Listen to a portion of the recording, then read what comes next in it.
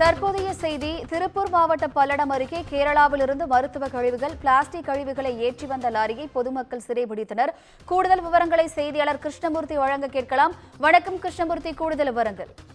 நிச்சயமாக திருப்பூர் மாவட்டம் பல்லடம் அருகே வேலப்ப கவுண்டம் பாளையத்தை சார்ந்தவர் பொன்னுச்சாமி. இவர் கடந்த 6 மாதங்களாக கேரளாவில் இருந்து மருத்துவ கழிவுகளை புரோக்கர்கள் மூலமாக மருத்துவ கழிவுகள், பிளாஸ்டிக் கழிவுகள் ஆகியவற்றை மூட்டை மூட்டையாக கொண்டு வந்து தனது தோட்டத்து குடோனில் எந்தவித அனுமதியின்றி இரவு நேரங்களில் கழிவுகளை எரித்து வாட்டல் தயாரிப்பதாக கூறப்படுகிறது.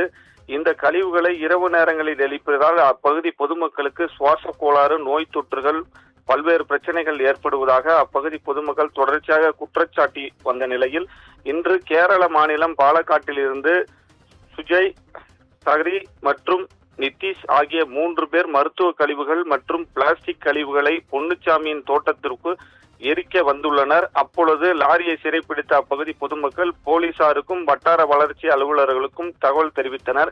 சம்பவ இடத்திற்கு வந்த காவல்துறையினர் மற்றும் வட்டாட்சியர் அலுவலர் பொன்னுச்சாமியிடம் விசாரித்தனர். இந்த நிலையில் தோட்டத்துக்கு குடோனில் வைக்கப்பட்டுள்ள மொத்த மருத்துவ கழிவுகளையும் முழுமையாக அகற்றாவிட்டால் சாலை மறியல் போராட்டத்தில் ஈடுபடும் என அப்பகுதி பொதுமக்கள் எச்சரித்தனர். கேரளா பதிவு எண் கொண்ட லாரியை வட்டார வளர்ச்சி அலுவலர் அதிகாரிகள் பறிமுதல் செய்தனர்.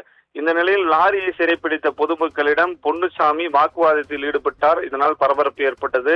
அப்பொழுது பொன்னுச்சாமி கேஸ் தானே போட்டுக்கோங்க என்று அதிகாரியை திமிராக பதிலளித்தார். மேலும் கேரளாவில் இருந்து காலாவதியான மருத்துவ கழிவுகள், பிளாஸ்டிக் கழிவுகள் ஆகியவற்றை அங்குள்ள புரோக்கர்கள் மூலமாக கமிஷன் அடிப்படையில் பொன்னுச்சாமி வாங்கி இரவு நேரங்களில் எரியூட்டுவது தெரிய வந்துள்ளது. மேலும் நாளை காலை பொன்னுச்சாமியின் தோட்டத்து குடோனில் உள்ள அனைத்து குப்பைகளும் அகற்றப்படும் என அதிகாரிகள் உறுதியளித்துள்ளனர். இது போன்ற தொடர்ச்சியாக திருப்பூர் மாவட்டத்தில் மட்டும் இந்த மருத்துவ கழிவுகளை கொண்டு வந்து சேர்க்கும் இதுல ஈடுபட்டு வராங்க. வினிதா,